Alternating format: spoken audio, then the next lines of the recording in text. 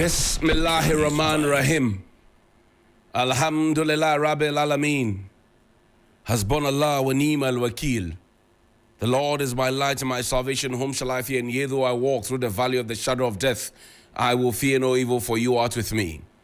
Thy rod and thy staff, they comfort me. Thou preparest a table before me in the presence of my enemies.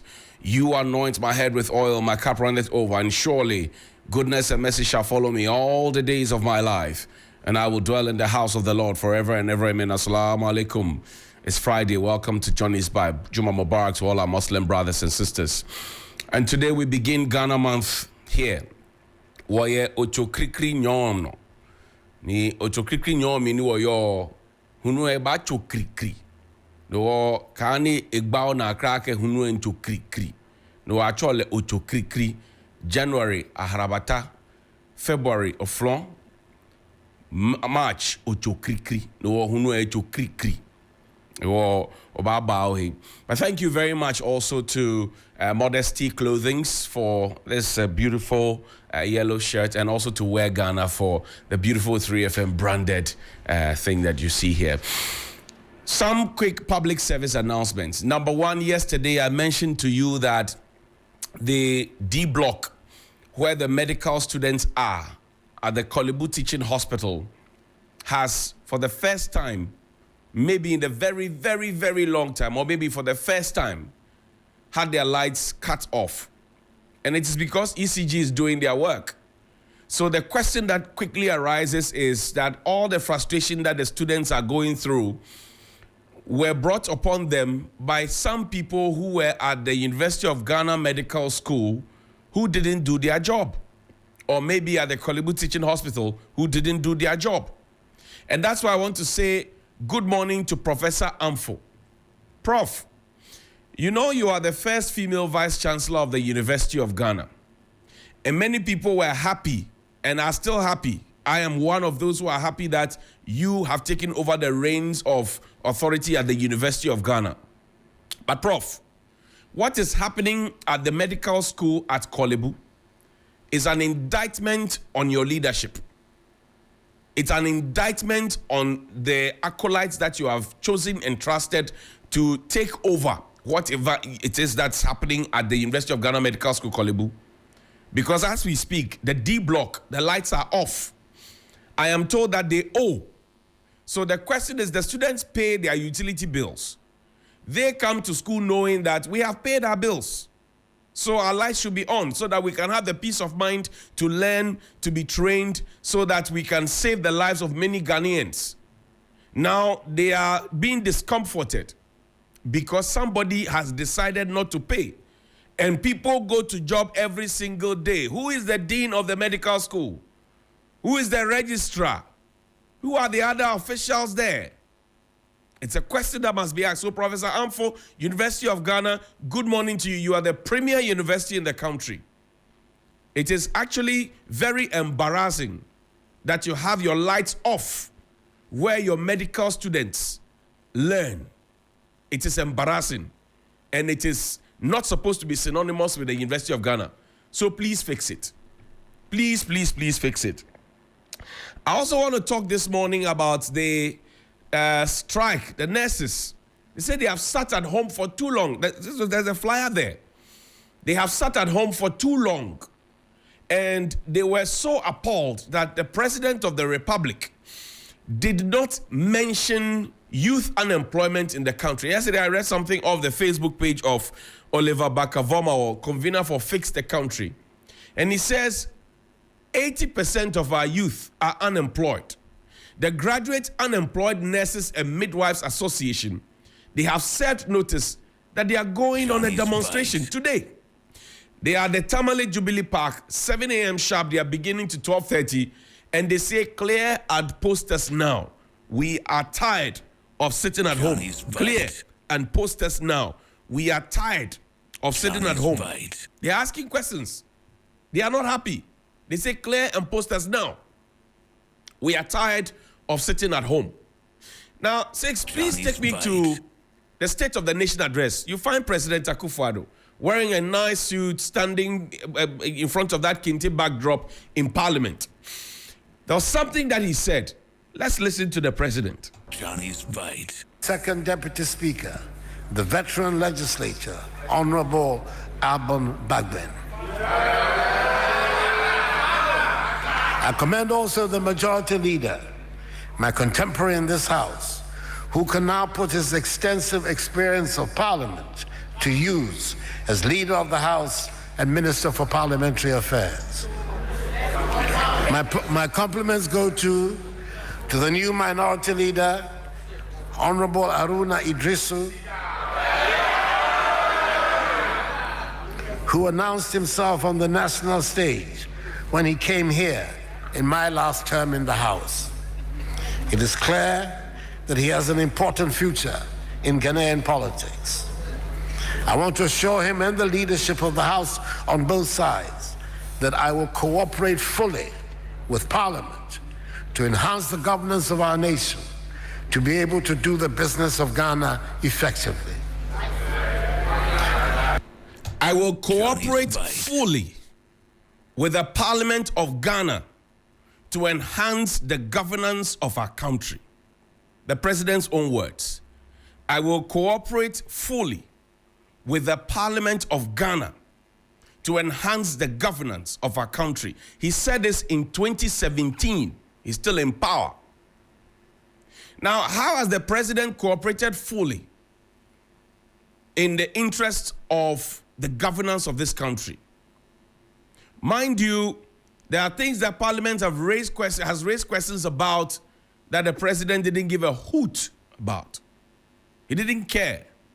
For example, there are presently 3 bills before the president which he has refused to sign. And I told you that the president perhaps was refusing to sign those 3 bills from Parliament because he was trying to set a certain precedent to say that, oh, even the 3 that you brought earlier haven't signed it. So this new LGBTQIA plus bill that will be brought to me will also join the queue because there's a certain precedence. I told you that. Because the president's own comments from back in the day, it is bound to happen and all of that. Now is the moment. The die has been cast. Parliament has finished its work. The totality, or if you like, the large majority of Ghanaians are watching the president. So, Mr. President, this is your call. And I went back to the State of the Nation address because you were happy at the time. What he said before, he said he would work closely with Parliament, cooperate fully with Parliament in the interest of the governance of our country, was when he was thanking Parliament for speedily approving his ministers, many of whom messed up in their ministries and messed up the country. So he thanked Parliament for doing that for him speedily, and he was sure that they were going to even endorse the excess ministries that he created and brought, and Parliament did it. Today, Parliament is presenting to the president bills, private members' bills in the interest of the country, and we are being told about financial implications. Now, the LGBT bill is before you. Family values, proper sexual relations, it's before you. Will the president sign or will he not sign? Will the buck stop with the president or will the buck keep rolling? Because the president said, oh, the buck stops with me. Will the buck stop with the president? Will he sign? Will he cooperate fully with Parliament? The bill is before you, Mr. President. Will you use your green pen? Will you sign? Johnny's Oba signing, hello signing. Mr. President, Oba signing, hello signing. The ball is in your court. Oba signing, hello signing. Ubetra, now won't throw, Mr. President. Emrenadu. Don't do. Shall when you, Mr. President. Oba signing and I won't sign. You said that you will work closely with Parliament, cooperate fully, and he's a lawyer, so he understands the weight of words. I will cooperate fully with Parliament. Johnny's Bite. Will you sign? Will you not sign? I leave that to your good judgment, Mr. President, and to all the advisors who are around you who are paid with their taxpayers' money. Now, Mr. President, another interesting matter happened yesterday in Parliament. Speaking of cooperating Johnny's fully Bite. with Parliament, the lights went off in all places in the country in Parliament. Watch.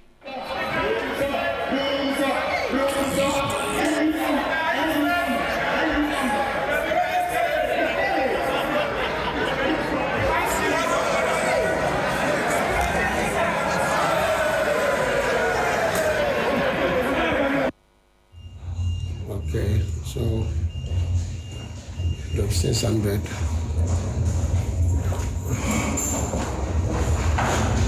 Is off.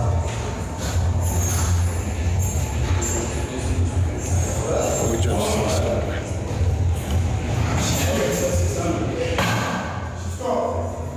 Okay, let's go top. She's on the top. When I come. Johnny's People were bite. stuck in the elevator in Parliament. Show me the chamber one more time. People were stuck in the elevator at Parliament. Johnny's bite. So embarrassing. This is the House of Legislature. This is where the people's representative go to work. The school children were there. And the whole House of Parliament had light off. Free. Mr. President, what did you say earlier? That when the lights go on and come off and go off and come on, it's called Dumsor. Was that what you said, Mr. President? ECG has disconnected lights. And you know Parliament is not a profit-making entity. So somebody has to authorize the payments to be done. Mr. President, how have you cooperated fully with Parliament to improve the governance of our country? Yesterday, the people went to work, and for the period that the lights were off, they did no work, but they will be paid with our monies, Mr. President. Mr. President, this is the most embarrassing spectacle that you can have, beyond having as the only president in the history of the Republic where a Chief Justice of the Republic openly demonstrates against you for touching her money without her permission. This is another embarrassing thing under you, Mr. President. On record, you are the only president in our history Johnny's bite. that a former Chief Justice goes to join and picket in front of the Finance Ministry and demonstrates against you and your government for touching her money. It is in history. Just like you said, the Hansard will capture you. History has captured you as the only president in our country's history who had a former Chief Justice say, lie, you won't touch my money. Mr. President, how have you cooperated with Parliament? Show the video again, please. Johnny's bite. Some people were stuck. People were stuck. Visitors, all of those people, they were stuck. They were stuck there. Now, the question I ask is, our friends who did Dumsor must stop. The beautiful Yvonne Nelson, the intelligent Van Vicker. Johnny's Show me bite. their Dumsor must stop. The brilliant Kofi Bentel, the DKB, my Johnny's good bite. friend and brother. All of those who did Dumsor must stop. Where are they? John, stop putting dust in our eyes. Dumsor must stop. There was a whole vigil. And there's a tall list. If you're Swastika, all of them. Have they not seen and heard that the lights are going on and off? Have they not noticed that it has become a daily routine? Have they not noticed that things are not the way it used to be? Have they not noticed that what Dr. Baumia said, that the previous government must not be giving credit for solving Dumsor, that Dumsor is back? Or is it Dumsiesi? The Dumsor must stop a group of celebrities. Where are they? The Dumsor must stop celebrities. Where are they? There's a tall list of them. I don't have time to go through it, but you know them. Prince David Osei, Yvonne Nelson, Van Vicker, the musicians that joined, DKB, my own friend. Where are they? Kofi Bentel, Imani Ghana. Kofi Bentel says we should give Dr. Baumia his own chance. Where are they? Are they still in this country? Are they still with us here? Or have they traveled? Ah, well. Now, yesterday, and for those of you who are worried, and Johnny's sometimes bite. we throw insults and shades, I want you to listen to the majority leader and also the member of parliament for the Futu constituency. He has some wise words for you. You listen to him. So, Johnny's as MPs, bite. as ministers, as government officials, what it is for us is that we must start base. That is why I said your critique, the Johnnie Hughes, his this bite is good for us. Because if people will listen in government, that then you begin to set up what is really the case. Because it's not who you think you are as a leader, but what they think you are. So if the people think that you are not doing it right, your job is to situate it right and get it right. So as MPs, as ministers, as government officials, what it is for us is that we must start base. That is why I said your critique, the Johnnie Hughes, his this bite is good for us. Because if people will listen in government, that then you begin to set up what is really the case. Because it's not who you think you are as a leader, but what they think you are. So if the people think that you are not doing it right, your job is to situate it right and get it right. That's the majority leader, MP for Futu, Alexander Kwame Nathaniel-Markin. And his position has not changed when I started Johnny's Bite. He said it is good for us. He wants us to focus on it and maybe listen, not send people to attack and insult. Because some of the things I say here are things that are properly and well researched, that hitherto you would never have known about. And then when you fix them, they call me on the sideline and say, oh, please talk about it too. We have fixed it, what you complained about. But when I start talking about them, they insult me first of all. They attack me and call me names. This morning, this is the majority leader. He says we need to listen. So before you accept a contract to come and attack and insult me, listen to the leader. Before anybody pushes you to come say, because on our scorecard. I have the scorecard by the grace of God and with your help. The scorecard is scorecarding. So I ask, what is your scorecard? And speaking of scorecards, the National Ambulance Service, I don't think there's any proper leadership at the National Ambulance Service. I'm sorry to say this, but I have to say this. Show me the image, the National Ambulance Service, the video. Some time ago, we used the ambulance that we procured, and I remember very well that I had gone for Ghana's Most Beautiful finals at the Grand Arena. Then I was host of Ghana's Most Beautiful on TV3. And I had gone there and I seen the ambulances parked. And I became worried. So I started the Release the Ambulance campaign in this country. Those who remember, remember. And then we were told that, there had to be some things that had to be fixed in it. In fact, when Orbit Eye came here to do their first surgery in the plane, Kwekwajima Menu, the Honorable Minister for Health at the time, was at the airport. I asked him a question about it. He said, it will be released very soon. Then it was released, 306 or 309 ambulances. And everybody applauded. Of course, I was not applauded, but that's none of my business. Then we saw the ambulances being used to cut cement in Kaswa. Sisters, that video is there. Show me. And then now we are seeing the ambulance being used to cut Amadang and other things. And you ask yourself, so where are the trackers that were installed on the ambulances as we were told? We have had in this country, somebody's wife died after they picked the person from Fijai because we said we didn't have fuel. The person had to pay for fuel before the individual had to be transported. The man's wife died bitterly and painfully in this country. Is there leadership at the ambulance service? Is there proper leadership and supervision at the ambulance service of Ghana?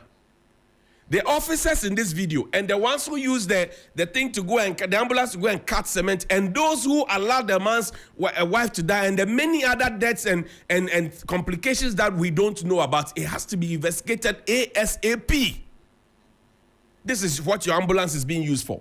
And you call the ambulance people and they tell you that they don't have fuel, but they are using it to cut plantain, maize, and is it detergent or whatever it is. And we all know how sensitive the ambulance is supposed to be. So I'm asking this morning, is there any leadership at the National Ambulance Service? Is there leadership there? Because if there's really leadership at the National Ambulance Service, I'm not sure we will have such things going on there. I am not very sure. Is there leadership at the ambulance service? My final issue for this morning. Yesterday, I showed you videos of recruits Ghana Prison Service. Show the video again. Recruits, Ghana Prison Service.